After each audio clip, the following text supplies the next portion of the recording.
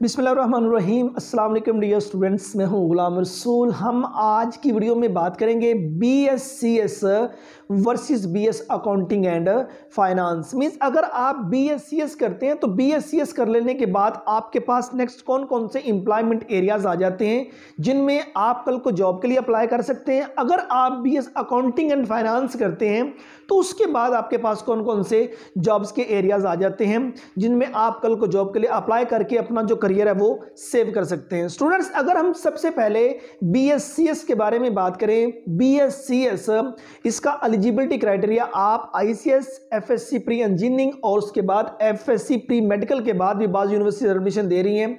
और अगर आपने FA में 200 नंबर का मैथ्स का सब्जेक्ट पढ़ा हुआ है तो आप फिर भी BSCS में अप्लाई करने के लिए एलिजिबल है।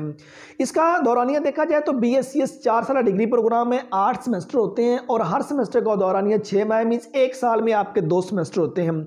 BSCS का गवर्नमेंट सेक्टर के यूनिवर्सिटीज में जो मेरिट है वो 80% से लेके 90% प्लस पे रहता है। प्राइवेट सेक्टर में अगर आप एडमिशन लेते हैं तो आपके कम से कम इंटरमीडिएट में 50% नंबर होने जरूरी है। BSCS के गवर्नमेंट सेक्टर में जो फी पैकेज होगा, मॉर्निंग में अगर आपका एडमिशन होता है तो 30,000 से लेके 35-40 तक मैक्सिमम। अगर गवर्नमेंट सेक्टर की यूनिवर्सिटीज में इवनिंग में आपका मेरिट बनता है तो 50-55-60,000 आपको पर सेमेस्टर पे करना पड़ेगा। अगर आप किसी प्राइवेट सेक्टर की यूनिवर्सिटीज में मूव करते हैं तो ये 8 लाख से लेके 10 से 12 लाख रुपए आपका जौन सा है वो आपका खर्च आ जाएगा BSCS की कंप्लीट डिग्री का। Means 1 lakh minimum 2 lakh plus, मतलब कि पर सेमेस्टर प्राइवेट सेक्टर की यूनिवर्सिटी जौन सी है वो आपसे ये इतना फी पैकेज जौन सा वो चार्ज कर रही होती है BSCS का। अब हम बात करते हैं BSCS के एम्प्लॉयमेंट एरिया की। डियर स्टूडेंट, BSCS कर लेने के बाद सबसे पहले तो आपके पास सॉफ्टवेयर हाउसेज आ जाते हैं जिसमें आप BSCS के बाद कल को जॉब के लिए अप्लाई कर सकते हैं। सॉफ्टवेयर इंजीनियर के तौर पर आप काम कर सकते हैं, डाटा साइंटिस्ट के तौर पर आप काम कर सकते हैं और उसके बाद आपके पास डिफरेंट IT इंडस्ट्रीज भी आ जाती हैं जहां जॉब्स ऑफर होती हैं। और उसके बाद ये आप एजुकेशन डिपार्टमेंट में कल को काम कर सकते हैं। स्कूल हैं, कॉलेजेस हैं और यूनिवर्सिटीज़ हैं, वहाँ आप अपनी खिदमत सर अंजाम दे सकते हैं। इसके बाद जुडिशरी डिपार्टमेंट में BSCS कर लेने के बाद जॉब्स ऑफर होती हैं, वहाँ आप कल को काम कर सकते हैं। BSCS कर लेने के बाद वापडा में जॉब्स ऑफर होती हैं। BSCS कर लेने के बाद नादरा में जॉब्स ऑफर होती हैं। BSCS कर लेने के बाद एग्रीकल्चर डिपार्टमेंट में जॉब्स ऑफर होती हैं। BSCS कर लेने के बाद डिफरेंट हॉस्पिटल जो हैं पब्लिक और प्राइवेट सेक्टर के उनमें जॉब्स ऑफर होती हैं। BSCS कर लेने के बाद इलेक्ट्रॉनिक और उसके बाद प्रिंट मीडिया जोन से उसमें जॉब्स ऑफर होती हैं, मींस डिफरेंट न्यूज़पेपर वगैरह आ जाते हैं। BSCS कर लेने के बाद फिल्म एंड ड्रामा इंडस्ट्री के अंदर जॉब्स ऑफर होती हैं। BSCS कर लेने के बाद एग्रीकल्चर डिपार्टमेंट में जॉब्स ऑफर होती हैं। BSCS कर लेने के बाद डिफरेंट कंपनीज जो सी हैं वो जॉब्स ऑफर कर रही हैं। BSCS कर लेने के बाद बैंकिंग डिपार्टमेंट के अंदर जॉब्स ऑफर होती हैं। ऐसा कोई शोबा नहीं जहां कंप्यूटर का यूजेज नहीं। जिन जिन जगहों पे कंप्यूटर का इस्तेमाल किया जा रहा है उन तमाम जगहों पे BSCS कर लेने के बाद डियर स्टूडेंट्स जो सी हैं वो जॉब्स ऑफर होती हैं। और अगर हम इसके सैलरी पैकेज की बात करें तो गवर्नमेंट सेक्टर में जो सैलरी पैकेज होगा वो आपके बेसिक पे स्केल पे होगा। मिसाल के तौर पर आप एजुकेशन डिपार्टमेंट में 16 स्केल पर आपकी जॉब होती है तो 50-60,000 स्टार्टिंग पैकेज होगा। जैसे जैसे स्केल बढ़ेगा, एक्सपीरियंस बढ़ेगा, सैलरी पैकेज भी बढ़ता जाएगा। और उसके बाद अगर प्राइवेट सेक्टर में आप मूव करते हैं तो आपकी हार्ड वर्किंग, आपका प्रैक्टिकल नॉलेज, आपकी स्किल्स वगैरह इन चीज़ों को देखा जाएगा। अगर डियर स्टूडेंट आपके पास स्किल है तो प्राइवेट सेक्टर में आप हजारों नहीं लाखों के हिसाब से भी अर्निंग कर सकते हैं, क्योंकि BSCS कर लेने के बाद मेजोरिटी वो स्टूडेंट्स हैं जो सी ऑनलाइन वर्किंग जो सी वो कर रहे हैं, वो डिजिटल मार्केटर के तौर पर काम कर रहे हैं, वो एक यूट्यूबर के तौर पर काम कर रहे हैं, वो ग्राफिक डिजाइनर के तौर पर काम कर रहे हैं और भी डिफरेंट नहज आ जाती हैं जिनके वो काम करके अपनी ढेर सारी अर्निंग जो सी है वो कर रहे हैं। और बाकी अगर देखा जाए तो पब्लिक और प्राइवेट सेक्टर की तमाम यूनिवर्सिटी जो सी वो BSCS का degree program BS computer science को ऑफर कर रही हैं।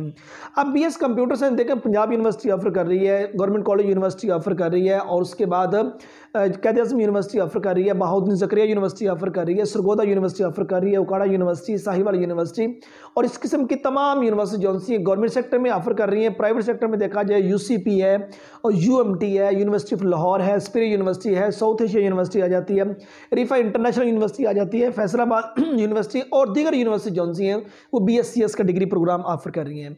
और अगर आप BS अकाउंटिंग एंड फाइनेंस में मतलब कल को अगर आप एडमिशन लेते हैं तो आपके पास मतलब कि एडमिशन के लिए आपका इंटरमीडिएट होना ज़रूरी है। अगर आप बीएस अकाउंटिंग एंड फाइनेंस में मूव करते हैं आपका इंटरमीडिएट होना ज़रूरी है। आपने चाहे एफएससी प्री मेडिकल की है, एफएससी प्री इंजीनियरिंग की है, आईसीएस की है, आईकॉम है, डीकॉम है, एफए, एफआईटी है, तो आप बीएस अकाउंटिंग एंड फाइनेंस में एडमिशन के लिए एलिजिबल है। ये 4 साल डिग्री प्रोग्राम है, इसके भी 8 सेमेस्टर होते हैं और हर सेमेस्टर का दौरान ये 6 माह है, मींस 1 साल में 2 सेमेस्टर क्लियर होते हैं। गवर्नमेंट सेक्टर की यूनिवर्सिटी में बीएस अकाउंटिंग एंड फाइनेंस का जो मेरिट है वो 70% से लेके 80% प्लस पे रहता है। प्राइवेट सेक्टर में एडमिशन लेने के लिए 45% से लेके 50% तक नंबर आपके इंटरमीडिएट में होने जरूरी है। मिनिमम 50% हो तो ज़्यादा बेहतर है।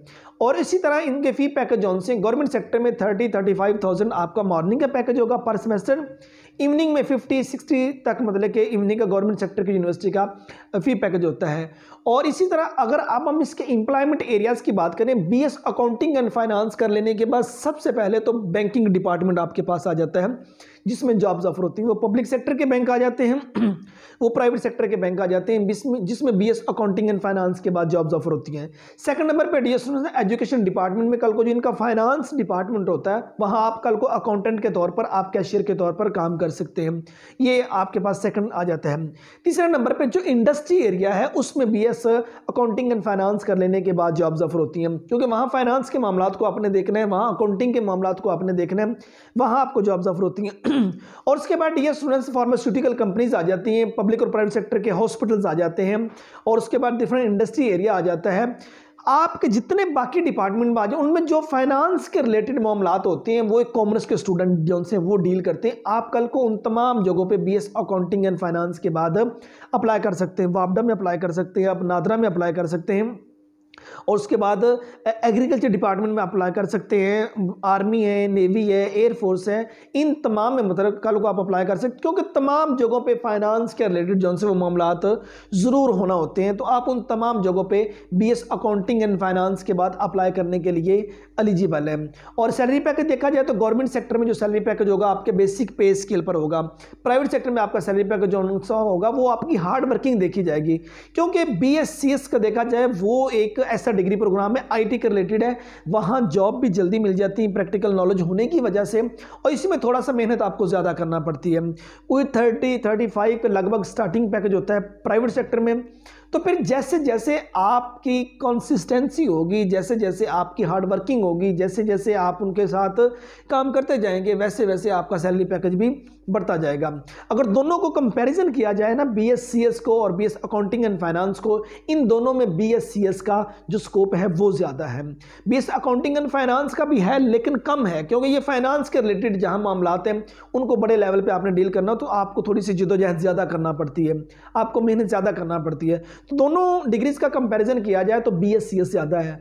एक सूरत में अगर आपके पास प्रैक्टिकल नॉलेज है तो, अगर आपके पास प्रैक्टिकल नॉलेज नहीं है तो फिर आपका बीएससीएस भी जीरो है, क्योंकि उसमें अगर आपको प्रोग्रामिंग आती है, सी लैंग्वेज आती है, C++ आती है, आपको HTML आती है, CSS आती है, आपको पाइथन आती है, और जो दीगर उसकी लैंग्वेजेस हैं जो सी वो आती हैं, उन पे काम करना आता है, तो फिर बीएससीएस किसी काम का है। अदरवाइज बीएससीएस किसी काम का भी ये डिग्री प्रोग्राम आपका नहीं है। तो अगर बीएस अकाउंटिंग एंड फाइनेंस को देखा जाए पब्लिक और प्राइवेट सेक्टर के तमाम यूनिवर्सिटी डिग्री प्रोग्राम को ऑफर कर रही हैं। उम्मीद करता हूं कि आज की वीडियो आप स्टूडेंट को अच्छी लगी होगी। नेक्स्ट वीडियो में मिलते हैं। अपना बहुत सारा ख्याल रखिएगा। फी अमानिल्लाह।